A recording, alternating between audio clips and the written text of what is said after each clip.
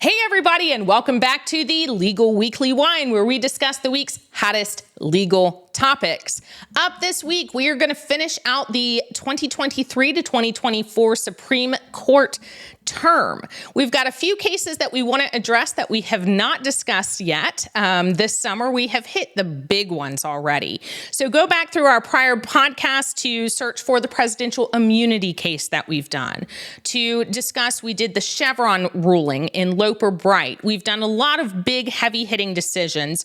We're going to come back and finish it up with a few that we've overlooked already, but want to make sure that we are discussing them before the end of the summer, as well as a few other things. So we're going to talk about the Moody case involving social media, the Garland case involving the Second Amendment rights and definitions of machine guns, as well as the case of Corner Post. That is a federal agency decision going in line with the Loper Bright decision. So these are three cases that we're going to discuss to end the term with, as well as a discussion again about President Biden. Since we've last aired the podcast, he's had a new interview on TV that was with George Stephanopoulos. We want to discuss the backlash from the debate and from this interview, what could or should not be done, could not or should not be done with regard to President Biden and how that would work. We'll discuss that again. And then we're going to pick it back up in a little bit. We may or may not be here next week. We are going to be covering the Republican convention, but that goes most of next week, which is mid-July. So we'll be watching that, and then we will have a podcast either airing next week or the following week to discuss that. And of course, we're on standby and on watch, where if anything does happen with President Biden and his race, we will be on standby to immediately pick that up and give you our opinions on that, because that would certainly be the week's hottest legal topics. I'm Virginia Tirani. I'm the CEO of The Law Unscripted, which is hosting this podcast. I'm also the attorney for Tirani Law, LLC, because you never need a lawyer till you do. And I am joined today by Dr. John Weil. He's the Dean of the Honors College of Middle Tennessee State University. He's an expert in political science, the Constitution, the amending process, and constitutional law. Glad to have you back on the podcast. Good to be here. And so you don't forget, yes, I have my trusty drink. You've got your Pepsi, which is an old standby since Middle Tennessee does Pepsi products, but glad you're there. I have got the wine. Thank you for the reminder. I'll be drinking it, but let me tell you what I'm drinking. I am drinking a very simply named wine called Jam Jar. And this is a sweet Shiraz. It's really nice. It truly looks like I'm drinking jam. So I'm waiting to see whether, how much raspberry, cherry, blackberry, strawberry, how much of those notes I will be getting. But it's a nice summer wine. I already got it chilled and ready to go. So cheers, Dr. Weil. Cheers. And the advantage, of course, of drinking your jam rather than eating it is you don't have to worry about getting seeds between your teeth. Exactly. No worries about that at all. Oh, that's quite lovely. I think it's definitely some raspberries. It says it has even hints of dark chocolate. Okay. No wonder I like it so much. I did also want to note, for those of you who normally listen and watch with us, our other co-host, Chelsea Rogers, she's also an attorney and she works at Tirani Law, as well as my co-host with The Law Unscripted for all of our podcasts and for the bar review materials. She normally is with us, and she is not today. We want to notice that because her dog, Olive, who she's had for 12 years, passed away yesterday. And Olive has actually been a part of some of our broadcasts. So for most of the broadcasts in 2023 that we did between The Law Unscripted and the Legal Weekly Wine, Olive was in many of those videos. We were often on the couch behind me in the Law Unscripted videos, petting our dogs, including Olive. So we wanted to say a shout out to Chelsea. We miss you. We love you. And Olive, we absolutely loved you. You will always be remembered on our show and in our hearts. And we will catch you next time on the Legal Weekly Wine for that. Please do not send stray dogs our way. Yeah, no, I know. Do you know, I actually was having a conversation with Rebecca, our office manager, of, well, what do we do for Chelsea? How do we show her how much she is loved and how much Olive was loved? And we're like, no, we shouldn't send her a dog, right? Right. This would not be a good idea, right? We're trying to No. talk each other out of sending her a puppy. So Okay, I can't resist saying so. Chelsea bow wowed out of today's session. ouch. Okay, but I don't mean it to sound heartless, because I do know there's and maybe I should have told my daughters, instead of stay away from boys, stick with dogs. Stick with Right? They would have been paid more attention to that maybe than the other. Yeah. Well, they're certainly a lot more loyal sometimes. So. Okay, let's not go there. Anywho, just my thoughts about that. Not my current. Okay, so let's step that aside. That's a general comment. But yes, better stick with dogs than men. They are certainly man's best friend and woman's best friend, for that matter too. So on that note, let's hit some of these other decisions. Dr. Weil, I know you've done more on the social media one. So we've talked about Murphy versus Missouri. And now we've got this other case of Moody. So we've got two different Supreme Court decisions on social media. Tell us how they differ and how they're the same. Well, you may need to remind me what the other one was. You told me to prepare for Moody, so I did. Okay, we'll talk about Moody first. Okay, so Moody is actually, it's something that only lawyers would fully appreciate, and maybe constitutional scholars. It's basically, the case is sort of decided on the basis that it was, what do they call it, a facial challenge to the law, rather than how the law is actual, than to some particular consequence. And when you use facial challenges, you have to have more evidence than you would for just an ordinary, this is how it hurt me. And so basically it's sent back to the lower court saying this should not have been a facial challenge. You should have examined it. But the specifics of the case, it comes out of exactly two cases. Comes out of Florida and Texas. And both states, as you know, have conservative, what now passes for conservative, I'm not sure that's how I would interpret it, but conservative Republican governors. And both of them think that social media, and I forget which ones are at issue here, though I can probably, Net Choice and the Computer and Communications Industry Association, that both are suing or trying to get, both are saying that the social media has, by deciding what to put where and what to post, that they have discriminated against conservative political views. So basically they're saying it's liberal bias, and they're trying to prevent them from taking down sites that are conservative. So it's portrayed as we want balance in the media, but the problem with that now it's, to be sure, in some ways we're in a legal frontier here, because we've had newspapers for hundreds of years, magazines, even radio and television are hardly new innovations. So we have rules, and they vary a little bit. You could write something in a book that would be perfectly beyond any legal purview, that if you remember the 7 dirty words case, the George Carlin case. Yes. If you said them on a radio station at a time when children or others would be listening, you might get a censor, or it might be considered when you have licensing. When it comes to newspapers, very little of that applies. You don't typically expect, 5-year-olds to be reading newspapers. And even if they did, it'd probably be the comics section, not something else. But the problem is, what precedents we have in the printed media say that it's up to the discretion of the print media. For example, if I write a letter to the editor and they just think it's wacky, they don't have to publish it. Or even if they don't, they just don't agree with it. Right. They're not required to publish it. And the theory behind that is, a liberal newspaper maybe won't publish it, but maybe a conservative one would. and maybe the conservative newspaper will reject liberal. It'll all sort of balance out in the end.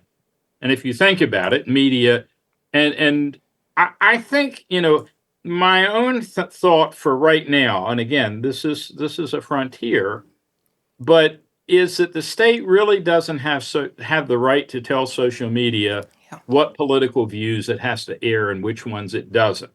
Now, the exceptions would be, and I don't consider these really political, but true threats delivered over the internet. A threat, why don't we go to Judge so-and-so's house and burn it down? Which we're getting.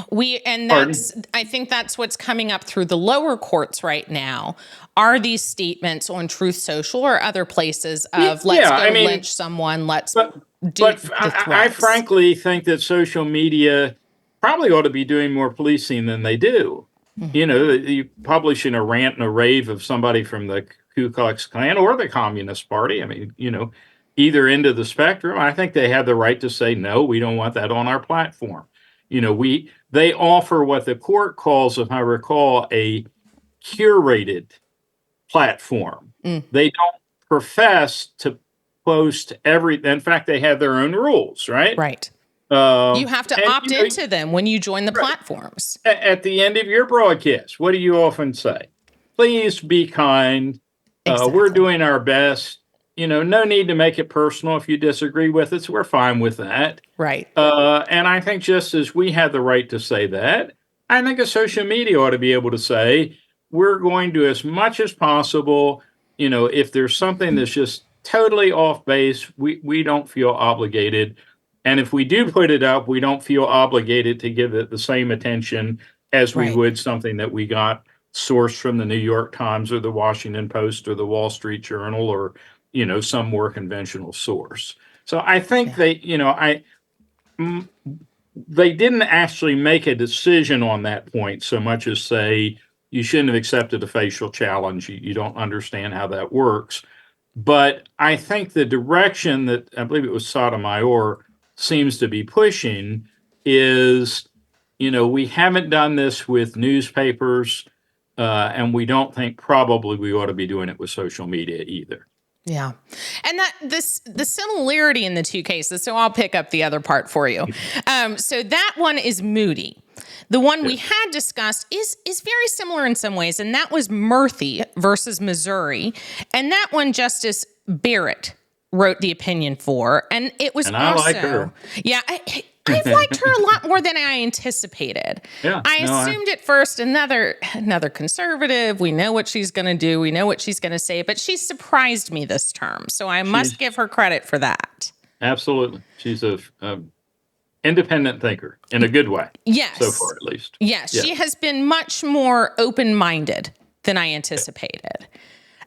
She's still been, some of it has still been predictable, but overall I've been pleasantly surprised. She had, in her opinion, for the court in the decision of Murphy versus Missouri, which was a 6-3 opinion, they dismissed that case for lack of standing. So a very similar kind of facial challenge where they don't get to the actual merits of, is this a First Amendment issue or not? Can a government or anybody suppress speech? Which is the ultimate kind of question that we're dealing with in these cases is, with our First Amendment freedoms, our right to press, our right to speech, are we being prevented from speaking if we're denied access to these platforms is ultimately the idea. But the one you've spoken about with Moody, it's like, well, it's, this is an improper challenge. With Murphy, it was the same. It was the people who have sued don't really have the right to sue because they can't prove that they were harmed.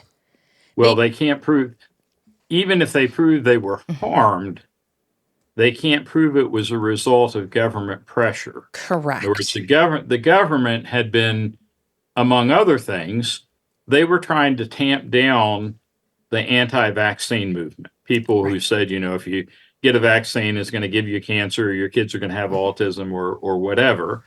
And they were saying, you need to be responsible. People can die as a result of this. And these people are saying, they're basically saying, well, everything should go on the net. So in that sense, the two are sort of related. I mean, in both cases, both, again, primarily on technicalities, the court seems to be indicating we're not going to control what they decide to put on and not. Now that again, that you're not leaving people completely without relief, right? Because particularly if you could show that a social media was pushing a fault, well, go to Fox News. It's not exactly a social media, but they lost 750 million, I believe. With It the may have been defamation 743, suit. somewhere along in there. They lost close to $700 million on the basis that they had libeled a voting machine company. Right. So, Dominion voting machines.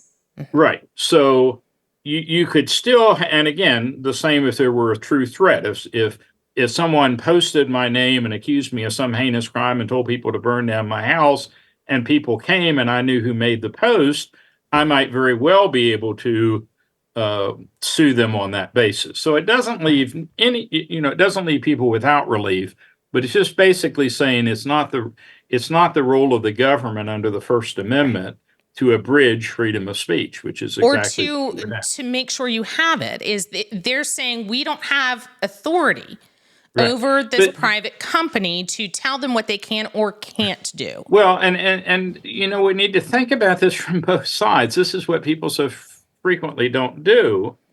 If the government has the right to tell a social media company that it's too liberal, another government, one of these blue states one of the blue states then has the right to come along and say, we don't think you've been liberal enough.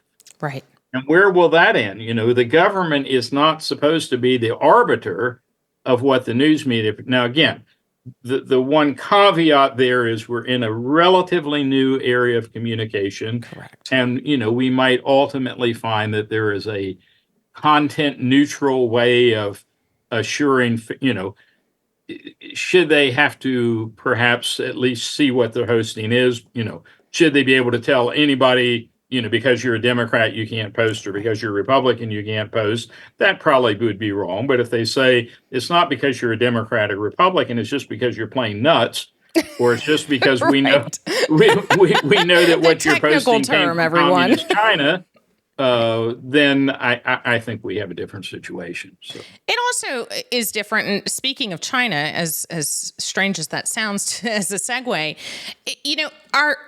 our media, much of our media is not government controlled. Right. Very little of it is. So unlike China, which is completely government controlled, where they do have power to prevent things from being published, from being spoken about, our country, we do not have, and I hear them in my head, people saying, well, if you don't think the government really runs I can hear this in my head, but we do not have a federal agency that is doing the news. There's right. CNN. We have correct. To go back to what we said about radio, there are certain regulations, but largely designed initially to protect bandwidth and make sure that stations weren't talking over one another. But in terms of the content, that is not a governmental function. Right. So, Congress is the laws. It's not over the radio. It's not over the publications.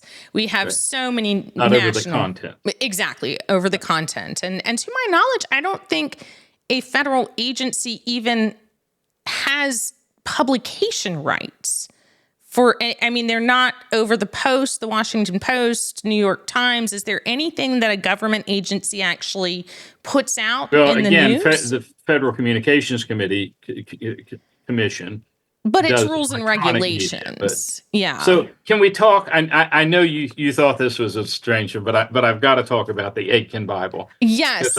Randomly throw that in here. If anybody's interested in it, there was a long article in the Tennessean a couple days ago, and I have subsequently posted something on the First Amendment Encyclopedia, which is a free online resource at MTSU, on the Aitken Bible, Aitken. And I don't know if we talked about this earlier, but Tennessee, 3 or 4 years, 2021, Tennessee legislature, and I don't know if others have done this yet or not, but if they haven't, they'll catch on. The legislature voted on a law to make the Bible the official book of Tennessee.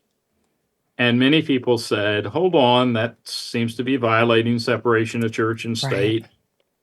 Do you want to add the Quran to that? Do you want to add the, you know, Book of Mormon, interest of, anything like that. Book of Mormon and the like. And so, so the governor, who was a conservative Republican, Governor Haslam, vetoed it. So what Tennessee did is they adopted another law, sort of like we talked about the reindeer rule, haven't we? Yes, we have Where- spoken about that. Yeah, where the state probably can't set up a manger scene, but if they put Santa and Rudolph and a few other figures around it, and it's celebrating the season, maybe they can get by with it. So probably on that basis, Tennessee came up with 10 books that are now the official books of the state, and one of them is the Atkin Bible. So the Atkin Bible is the only book that they're saying that it's the only Bible that's ever been officially endorsed by Congress. Oh. And it's sort of true. So what happened is, prior to the American Revolution, we imported our Bibles from overseas. The only Bibles that had been published in the United States were an Indian Bible, Native American Indian Bible, and a German Bible for many of the immigrants.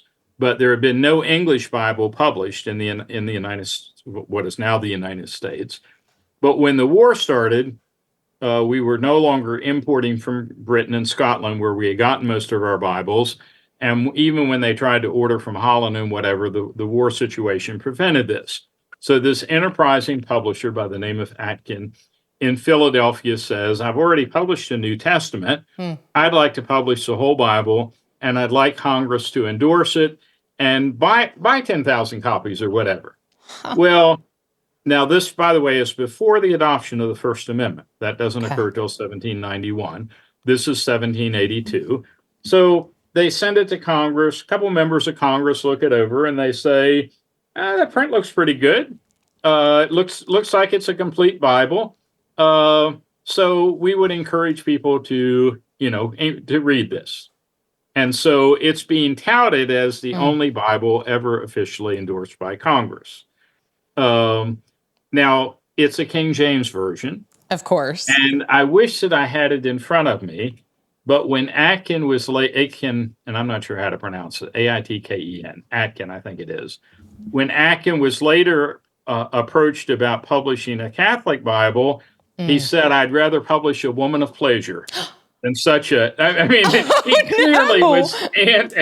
clearly was an anti-papist. Sure. Anti-Catholic, but, as many Protestants of the day were, including many, Church of England that had a long-running dispute with the Catholic Church. So it doesn't, I don't know how many people who voted for this realized that he was so inclined. But what's interesting in my research, there is a Bible that Congress actually published, or the government printing house did. You know which one it is? I don't know. Okay, and it would scandalize 9/10 of the people or more in Tennessee and in most places if it were published.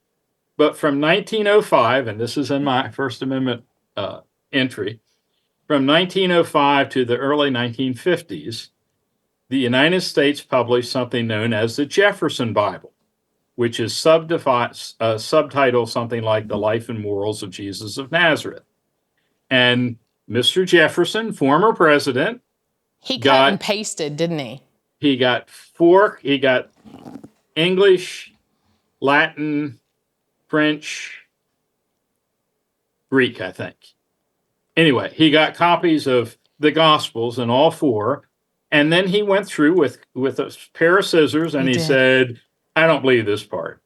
That's right. I don't believe in miracles. That's out. I don't believe in the resurrection. That's out. I don't believe you can heal somebody from blindness. So he had this expurgated copy of the Gospels, which was later discovered and printed as the Jefferson Bible. That is actually more official in a sense than the Atkin Bible is. Oh, how funny. But it did not make the list of Tennessee books. Okay. And if I had been a member of the legislature, as someone who does believe in the biblical miracles, I don't know that I could have done it, but I would have loved to have tried to substitute the Jefferson Bible just to make the point that when you endorse a Bible, particularly a particular translation of the Bible, you're not only including, you're also excluding. Right. And that's something that we just don't think, the other part of the First Amendment is that there's, first part, Congress shall make no law respecting an establishment of religion. Right. Well, this certainly seems to preference Protestantism over Catholicism, Christianity over non-Christian beliefs, and Right. monotheism over polytheism. Right. So, but nonetheless, an interesting little thing. Fascinating. And I did not know when I wrote it that I actually have an Atkin Bible. Of course you do. Well, I picked it up at a the sale. Surprise, tens of surprise. thousands of books you have. Yes, mine was printed in 1968. And apparently there is a movement afoot to, one of these has been given, for example, to Clarence Thomas, who says that he keeps it on his desk.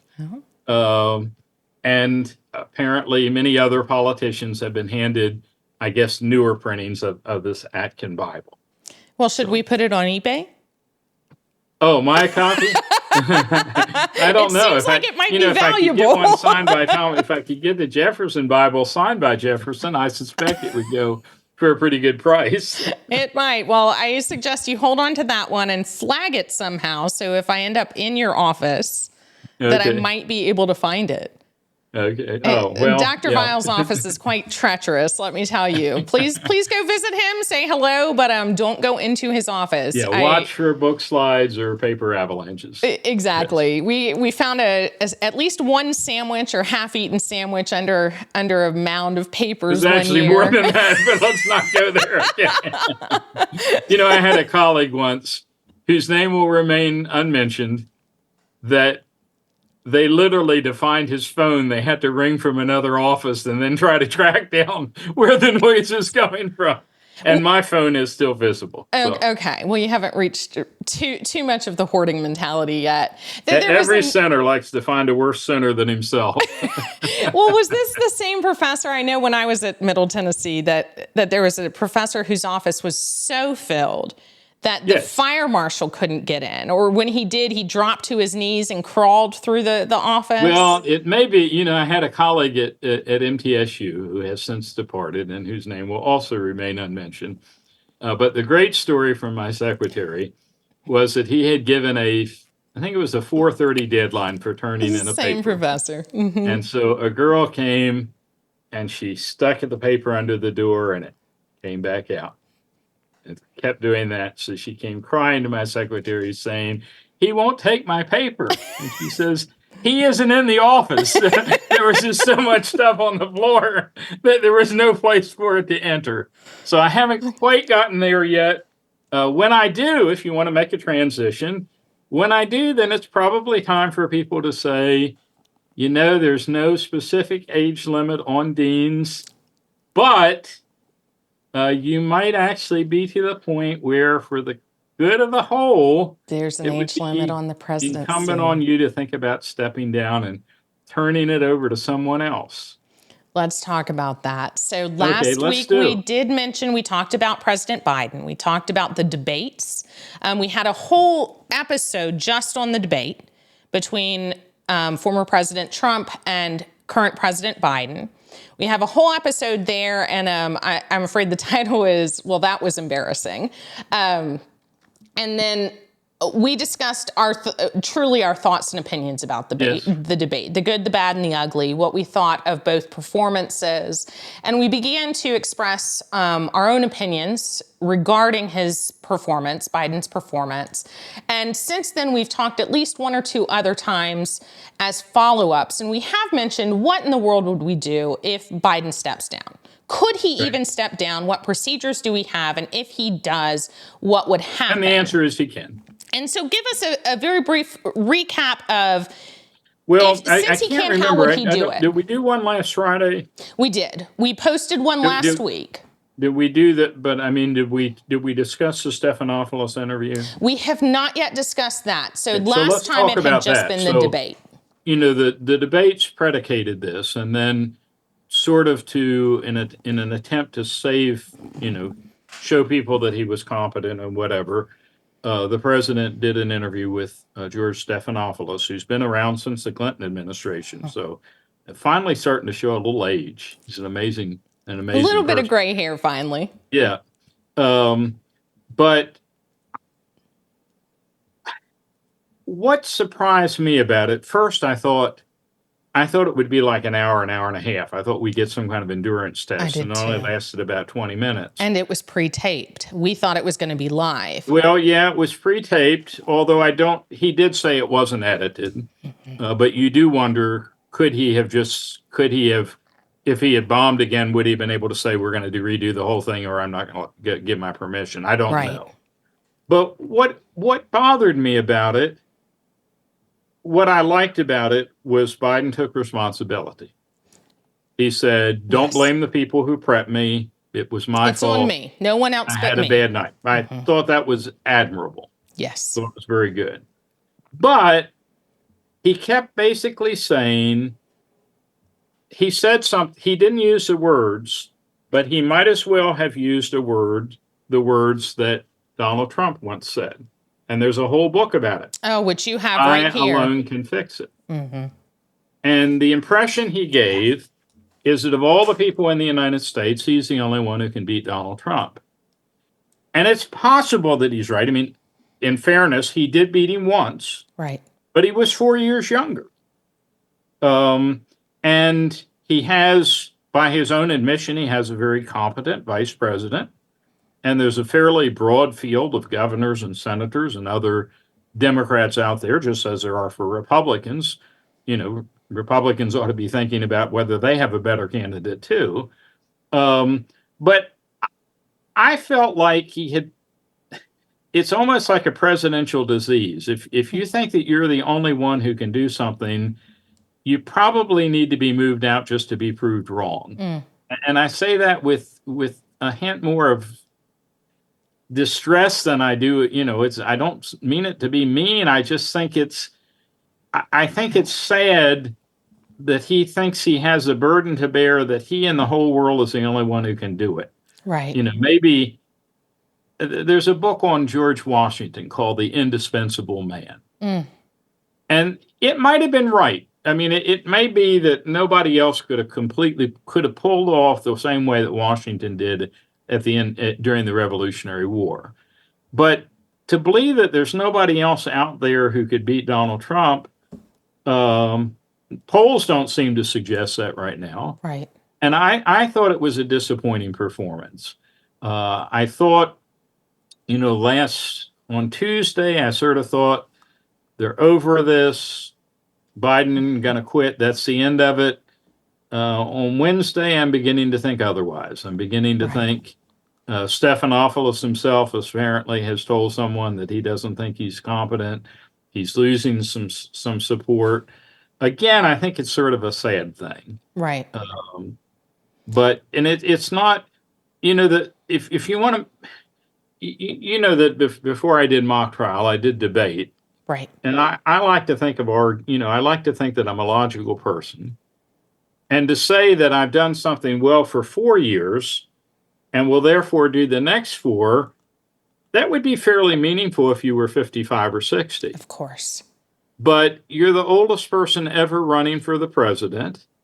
And, we know that, to think of a comparable example, I'm sure FDR probably thought that he was God's gift to mankind, and I don't mean that in a hateful fashion, but right. I mean, he got elected to 4 terms. We were still during World War II. We don't want to switch horses in midstream. We don't want to get, But in retrospect, he died 2 or 3 months within his 4th term, right? And that was pretty foreseeable, probably to anybody who was around him, and either nobody told him or he didn't listen, and.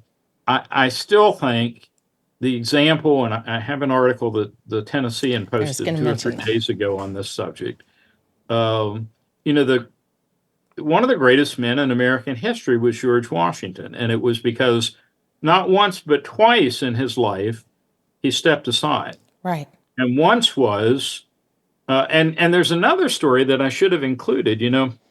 One of my favorite stories about Washington is when his troops, after the Revolutionary War, and they're egged on, by the way, by Alexander Hamilton and Robert Morris and Gouverneur Morris, that, this is our attempt to build up the national government. Let's threaten to march on Congress and we'll get Congress to do what we want it to do. And Washington gets up. He's not having much success from his troops. And all of a sudden, he's trying to read a letter that he's written to Congress. And all of a sudden he stumbles and he says, "I'm sorry, gentlemen." He reaches into his pocket and he pulls out his spectacles. None of them have ever seen him in spectacles. He's like 50 years, I don't know how old he is. But he says, "Gentlemen," he says, "I have grown old in the service of my country." And he was able to use his, much like Ronald Reagan did, remember in the debate with Walter Mondale, where he said he wasn't going to hold his, Mondale's youth and inexperience against him. There's nothing wrong with stepping down if you're stepping down in the service of your country. And Cincinnatus, is a great Roman leader who was actually drafted to be dictator for a day or dictator for a week. He fights off, I believe it was the Viscos, fights off the enemies of Rome. And what does he do? He goes back to his plow. And there's nothing demeaning, about being a citizen, an ordinary citizen of the United States. And that's what bothers me about this, Trump versus United States decision. I don't think we need people elevating the office of presidency any higher than it already is. I don't believe I don't believe our presidents are elected kings, and I don't, do deference to those that have kings. But I don't believe in the doctrine that the king or the president or any executive is above the law. Right. And for those of you who want to see it, the Tennessean did publish on July 8th an article, an opinion article written by Dr. Weil that's entitled, "Joe Biden Can Save His Legacy and This Nation by Stepping Aside and Passing the Torch." So you've heard his opinions firsthand here, but if you want to read them and pass them on to someone else, check out that article. So Can I tell you the original title that I wanted? Oh, heavens. I don't know. Do I want to know? Do we want to know? I think so. It was Stepping Up by Stepping Down. Okay. Well, that's clever and catchy. I thought it was, but the one that the Tennessean put on it is actually more likely to attract people that are interested in the topic. It's more descriptive. So, and I think one of the questions that Stephanopoulos asked that you also addressed in this article that was most critical to me as a viewer in watching this race, whichever side, was the question of, you've accused Trump of being egotistical and power hungry, and that he cannot see past himself to do something for the good of the country. So, in essence, in summary, I don't remember the exact words, but his question was, do you think you're doing the same? Do you think, essentially, not the actual question, that you're being too egotistical or narcissistic enough to believe that you are the only one? And it was, priceless this week. Of all the quotations that should be immortalized, was when they asked Trump what he thought about Biden. He said he has quite an ego. Looks like he's going to stay on. And I'm thinking, okay. Okay, pot and kettle. I'm kettle. Exactly. Yeah. So I thought that was a very well-crafted question, and certainly one I've been asking of both candidates too. Is it really about the country, or is it about you? Right. And we all, as citizens, we all want the good of the country and someone who will do good on our behalf. That's why we elect people to Congress. I can't go to Congress, but someone else can on my behalf. So I want somebody like Washington who doesn't want the power, who steps up because we need them and they will help us most, but doesn't want to do it for themselves. And of course, this was an early trope in the early republic. Most of them claimed, they didn't run for office. Other people nominated you. You sat at home. And if you didn't win, well, I love it here on the farm. I don't need the cares and distractions of public life.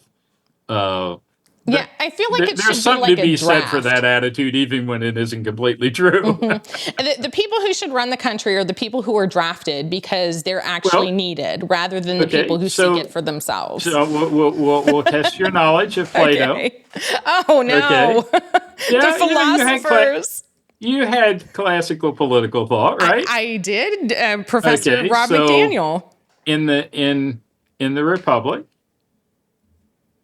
he thinks the best nation would be a nation of the best rulers would be What's the term? blank Basically kings, draftees, right? philosopher kings. Yes. And he thought they would have to be forced to do it because he couldn't imagine why anybody would give up a life of contemplation for the rough and tumble of politics. You certainly have to have a certain grit. Yes. It churns my stomach. I tell you, watching the debate and watching Biden's interview, I've felt physically ill for both, and I wasn't sure about what I was feeling the most ill. But yeah, it's stressful times, and I know that the country on either side, on both sides, are very stressed by what's happening and very discouraged, I think, is a lot of what's happening too. But stay involved, everybody. Continue watching what's going on. Talk to your senator, your congressman. Run for office yourself. Do something to participate in the political system, in the legal system. Participate. Don't disengage. Don't step away. There are how many millions of people out here, right? And one of the people I was talking to, like, of all of the millions of people we have, and these are the only two people. Well, certainly, with our generations, there are younger generations, and I'd love to see a lot of the younger generations start to step up. The younger generations start to step up. The greatest enthusiasm for politics in my lifetime, I'm going to date myself, Abraham Lincoln. No. Okay. The greatest enthusiasm for any candidate was probably John Kennedy. Yeah. And a lot of it centered on his youthfulness. Oh, he was so vibrant and exciting. He actually had Addison's disease, was not as vibrant as we thought. But there is an element where a nation, and to some degree, I will say Obama projected there was a youthfulness. There was also the fact that he was first African-American president. That gave hope to a lot of, and a lot of people participated who had not previously participated. Yeah. And Kennedy's the famous quote, right? Ask not what your country can do for you, but what you can do for your country. The inaugural address. Yes. Very inspiring. Even today. I have a book on that, by the way. Yes, you do. Addresses, just so people know. Yes, inaugural addresses, the concession speeches, right? Presidential concession speeches. Yes. So many others. All right, well, let's wrap it up. Let's hit two more Supreme Court cases and wrap it up for the Supreme Court term. We have Garland, I think we can do pretty quickly, and this is another Second Amendment case. Tell us about Garland versus Cargill. Here's where, and by the way, if you're interested, it's one of the few, I guess there are more than there used to be, but it's one of the few Supreme Court cases where you go and they actually have illustrations of how guns work. Definitely not the norm. Pardon? Definitely not the norm for a decision. Right. So essentially the issue was whether an automatic weapon qualifies as a machine gun. Because there are early laws going back, I believe, to the 1930s, which essentially say that private individuals are not permitted to have machine guns. Probably came after World War I, when people got familiar with those kind of weapons. And so, as I understand it, the law essentially read that to be classified as a machine gun, it has to be a gun that will shoot more than one bullet without pulling the trigger more than once.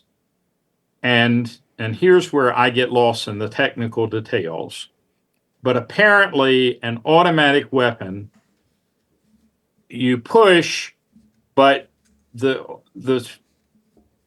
weapon going off itself pushes your fingers multiple times to keep firing, even though it may be 100 a minute or whatever. Right. You still have According to to the push court, the trigger, pull the trigger. right. According to the court, your trigger finger was still moving for each individual shot. Now this is something that is correctable if we had a functional Congress. If Congress thinks it's outrageous that somebody can shoot off 100 rounds a minute or whatever it is, I fear it may be more like a second, but whatever it is, if Congress thinks that, no, this ought to be classified, then they just need to redefine what a machine gun is. But the court said, we're not going to do it for you.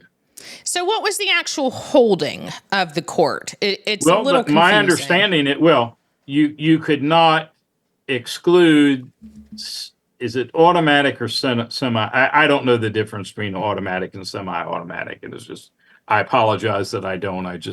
It's just something I haven't kept track of that much. I'm seeing if I can just pull it up here a second, and I don't see it on my screen, but essentially, if Congress wants to redefine what an automatic weapon is, it sounds like the court would be willing to exclude it from private hands. That's my understanding.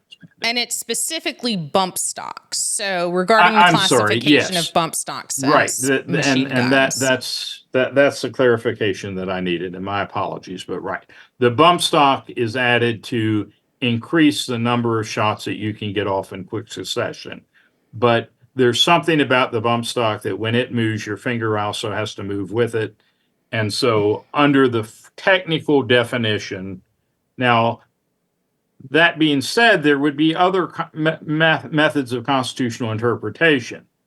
One could say, well, they focused on how many times your finger pulled the trigger, but really the focus was on how many bullets you can do per minute or whatever. But basically, the court took a very narrow view. The law says how many touches of your finger. You have to do a separate one for each bullet under a bump stock, so it doesn't qualify as a machine gun. Okay. But Congress could remedy that. I doubt that they will, but they could. They could. Okay. Speaking of Congress remedying things, I know it's not the next case. We're going to have to go to ancient history if you want to find an example, but go ahead. Well, I can find an example of an attempt. At this point, we've got the privileged immunity, which has been the most controversial opinion of this term. A few years ago, it was Dobbs. Now it's Trump versus U.S. Right. And one of the senators has brought the idea up of having Congress create a law that would basically overturn the decision in Trump versus U.S. Have you seen this? I don't know that I have seen a couple bizarre proposals to impeach justices on the basis of an opinion. Again, if you can impeach a conservative, you can impeach a liberal. You probably don't want to go there. But I'm not particularly surprised. I will say this. I believe, and maybe this, I don't have to worry about being appointed a federal judge because I don't have a law degree. But if I were a lower court judge, this might be one of the few times that shortly after a Supreme Court decision, I would say, yes, I know there's a 6-3 decision out there, but I also know there was one person who was sort of on the fence, and I would like the court to reconsider. I might defy in the hopes that the court would take a second look at the Trump, did they extend too wide an immunity for it? So in looking at that, is there a law that Congress could make, an amendment that they could propose that would get rid of this holding? Because it's not. Let's go back to the bump stop. Mm-hmm.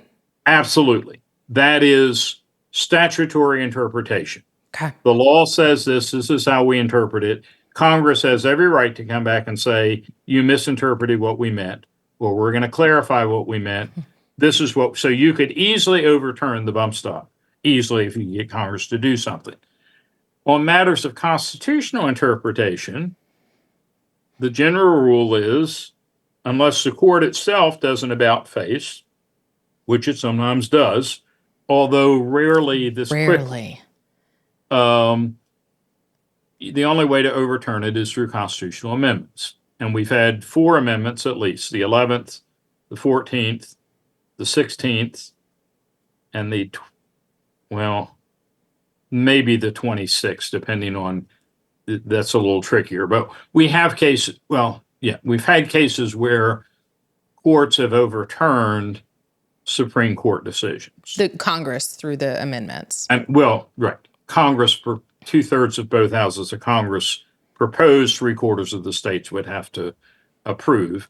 And given, by the way, given the current divide, very unlikely to get anything done by amendments. We haven't talked about it, but we probably should mention, one of the things that's often said about U.S. government negatively is that we have periods of divided government, which is what we have right now.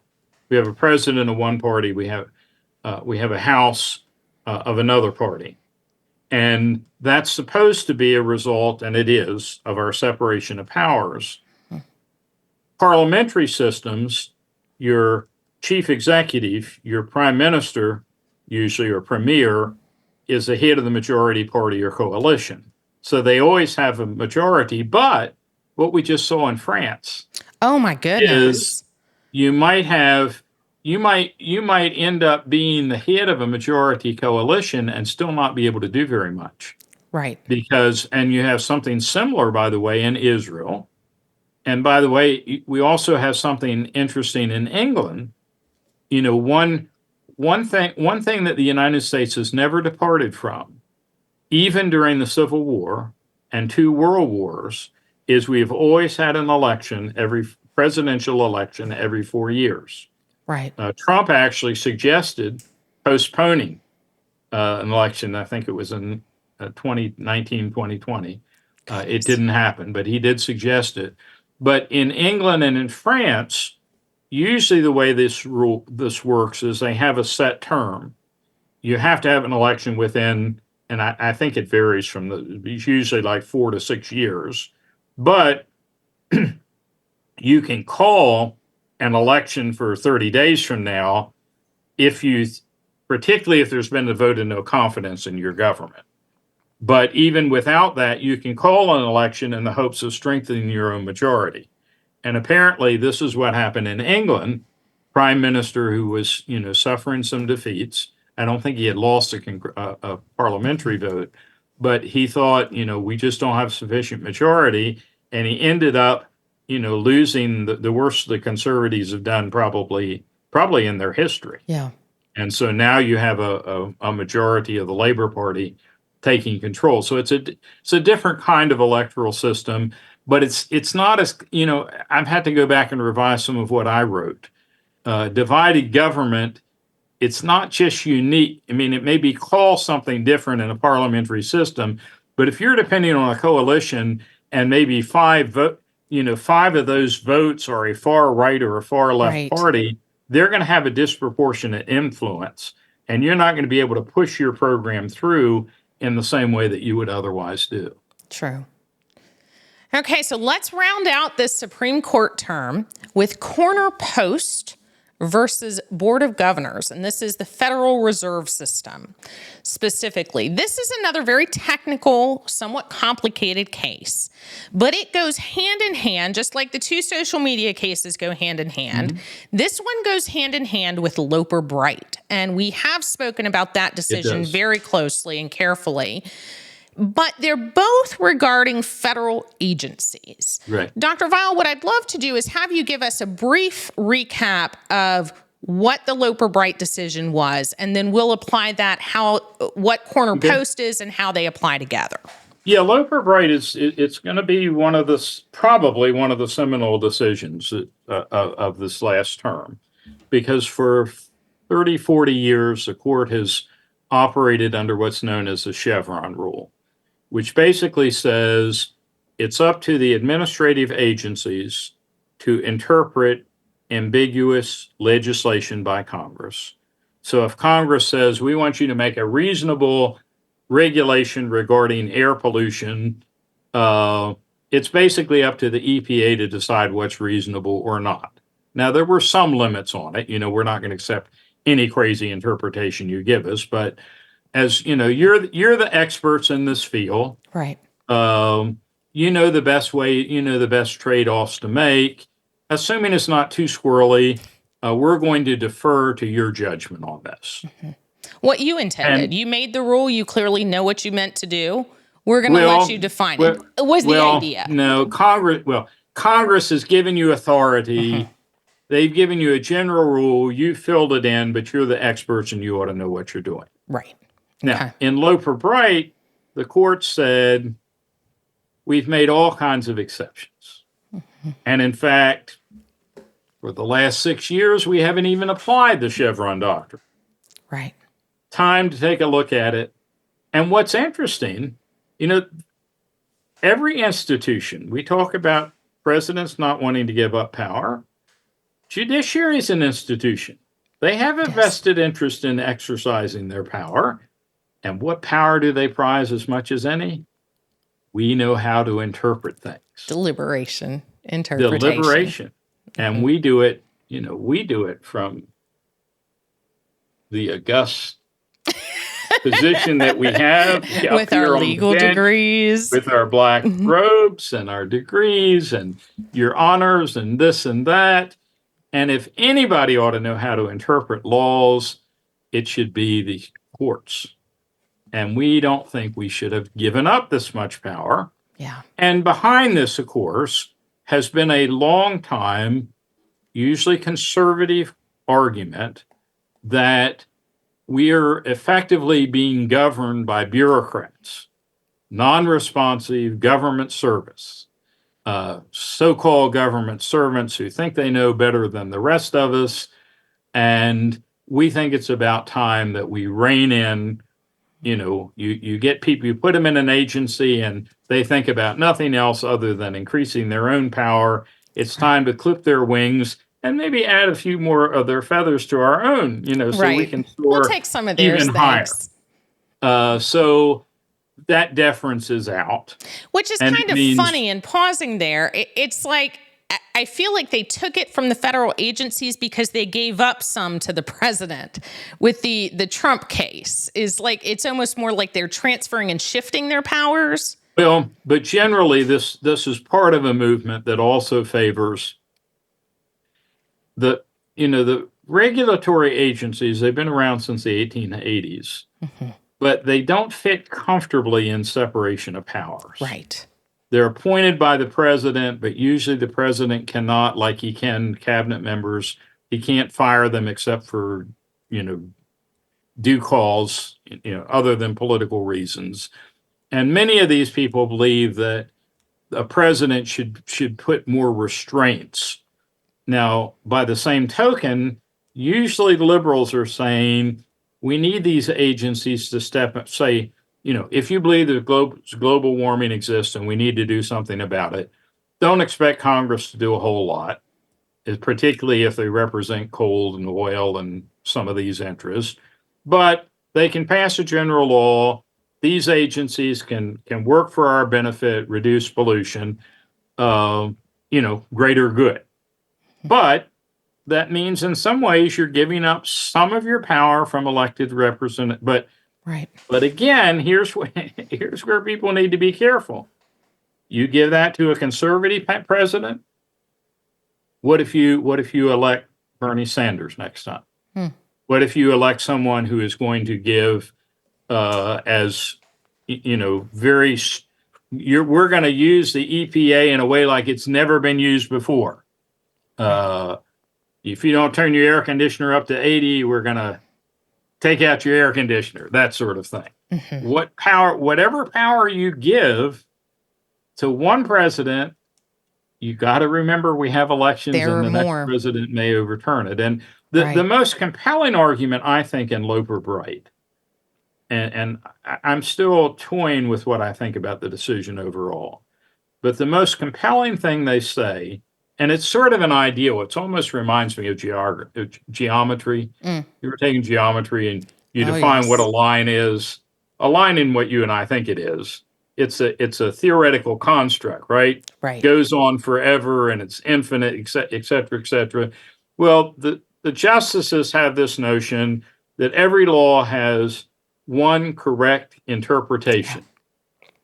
And what's happened under Chevron is a Republican president comes in and says, ease up on pollution. And the Democrat comes in and says, stamp down on pollution. And the result is you end up with great inconsistency, which has always been the criticism against the parliamentary system. Sure. So that's the background. Okay, so that's Loper Bright. Now we have Corner Post versus the Federal Reserve. And in this one, this little business, Corner Post, has sued the Federal Reserve, saying that they violated a law. It's the APA, which is make sure I say this.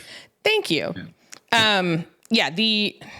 I can't. Here's me getting old as I got I don't have the bifocals. I have the adjusted ones, however you call them, the adjusted. Yeah, progressive. Yeah. The progressive glasses, and I still can't adjust my own eyes to see my own notes. Okay, so the Regulation 2 under the Administrative Procedures Act.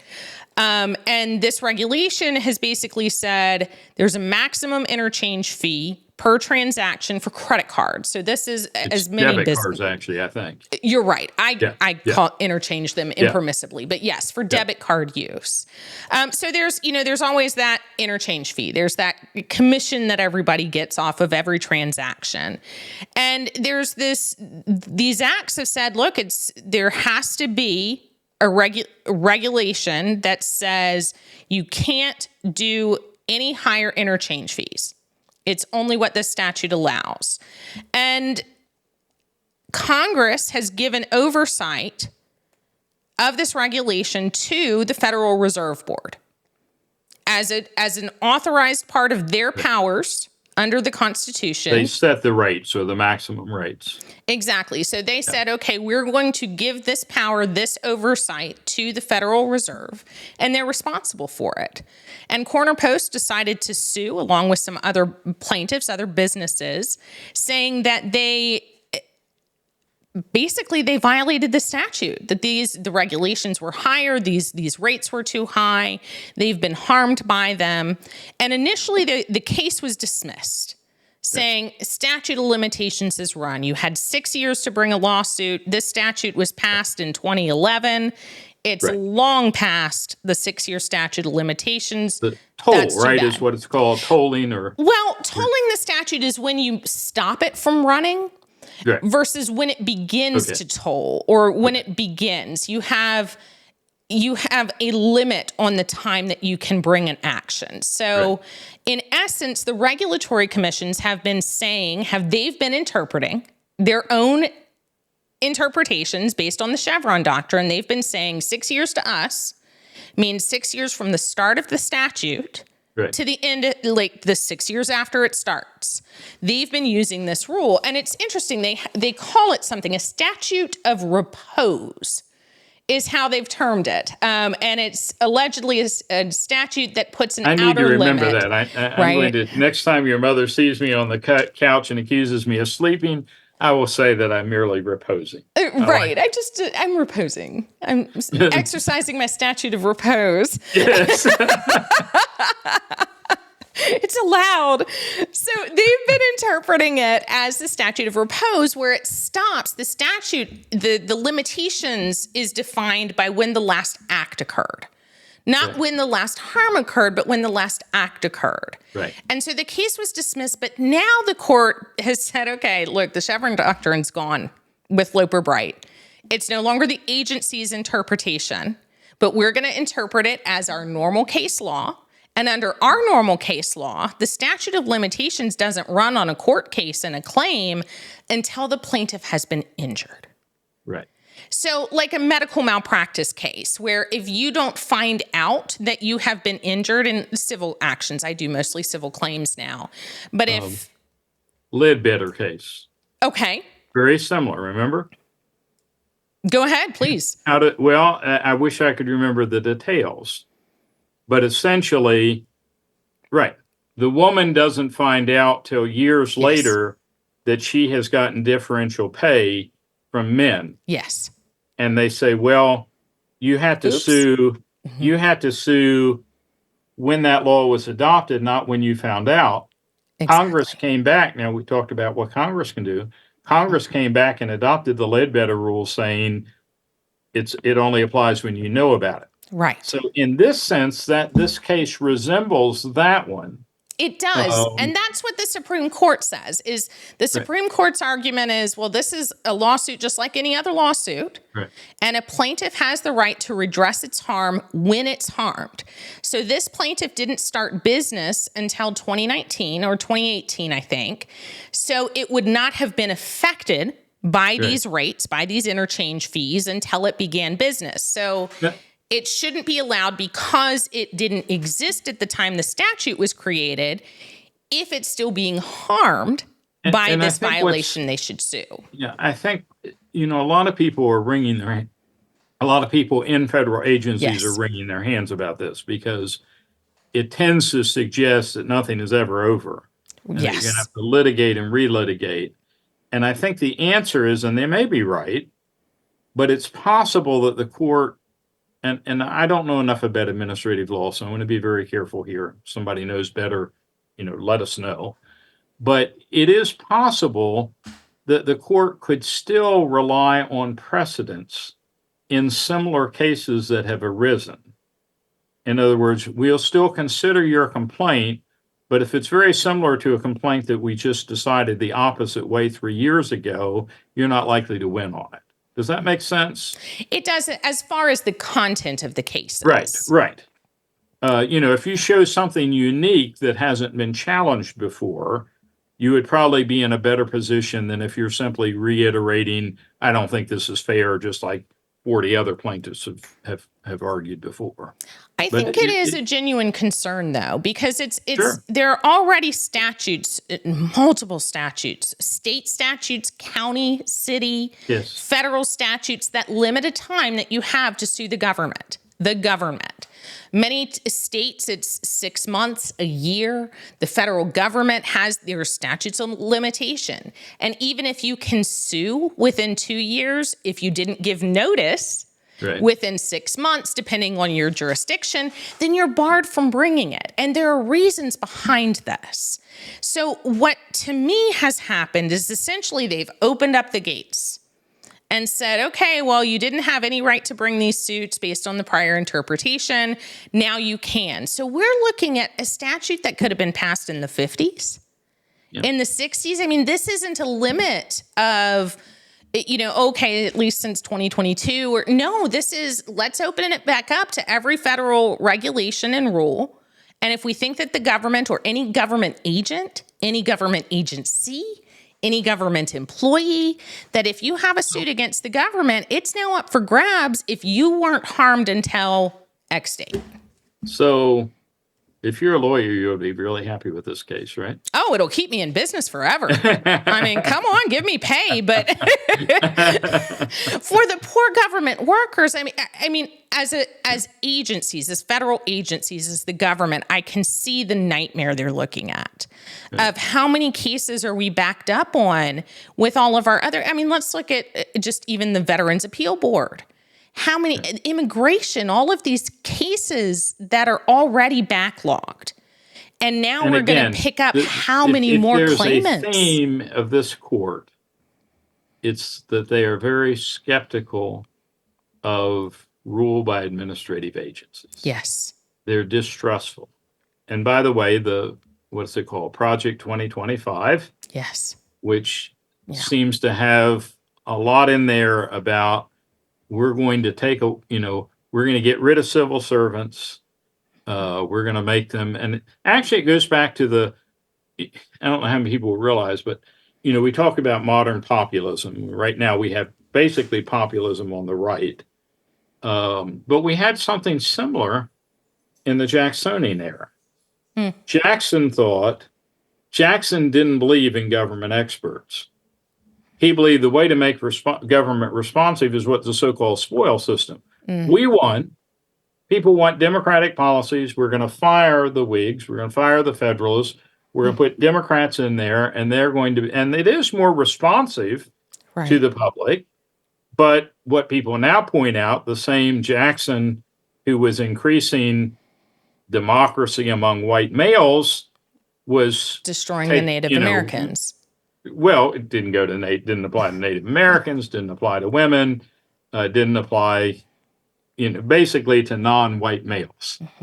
And so it'll be fascinating to see, how this plays out. But we got 3 or 4 decisions here, all of which seem to be at the very least skeptical about federal regulations, federal regulatory agencies. I am concerned. I think they're opening up those floodgates. I think we're going to be, when we should be deciding more important things.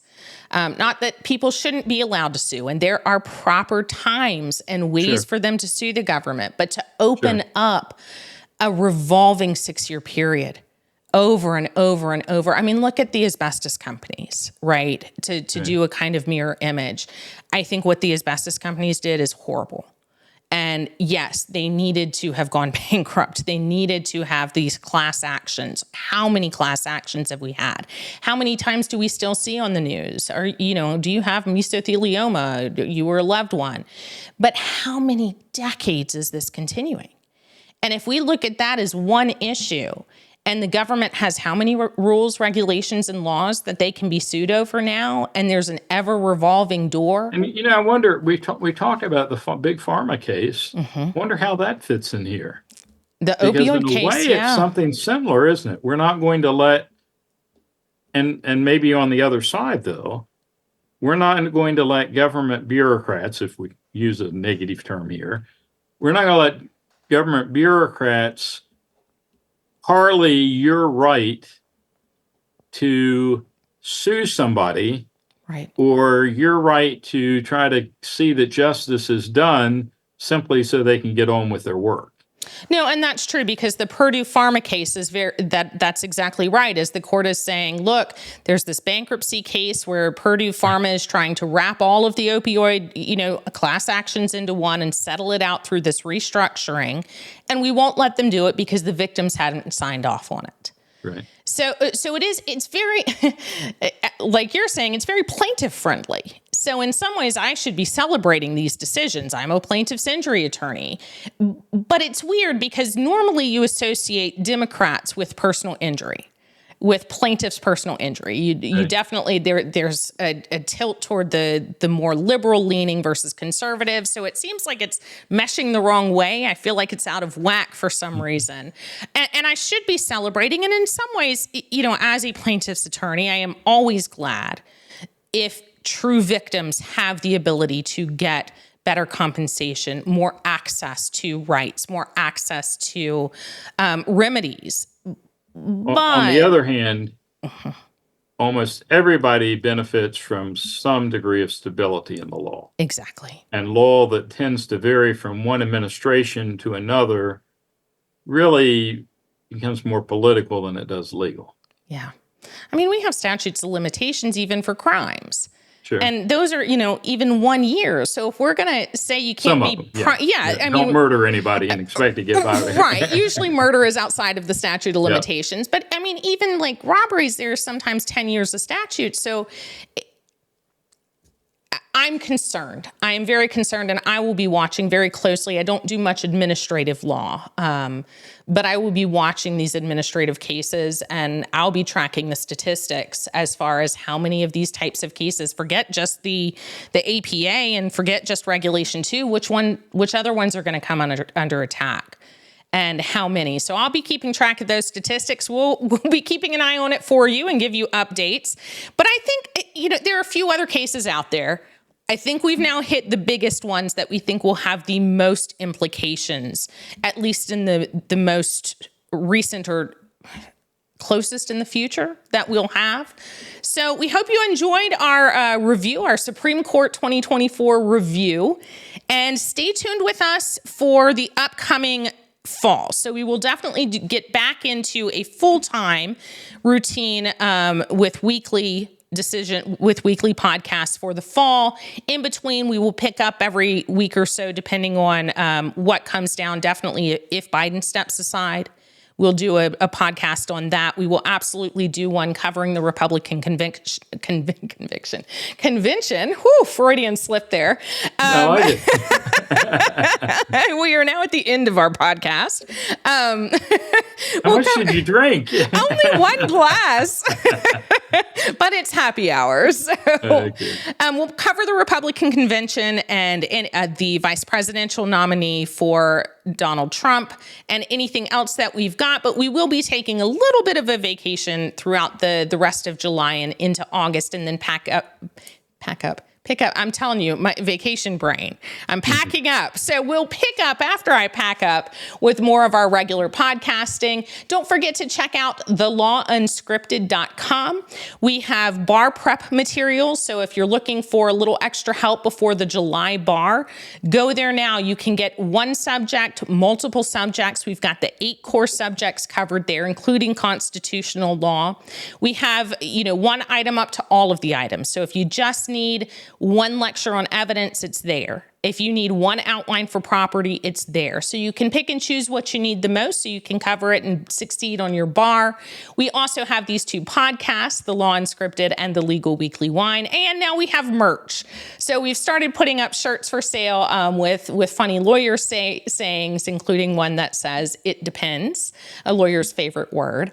So we've got some good merchandise coming out. Check that out. And we will catch you and Chelsea and all of you listening. We will catch you next time on the Legal Weekly Wine.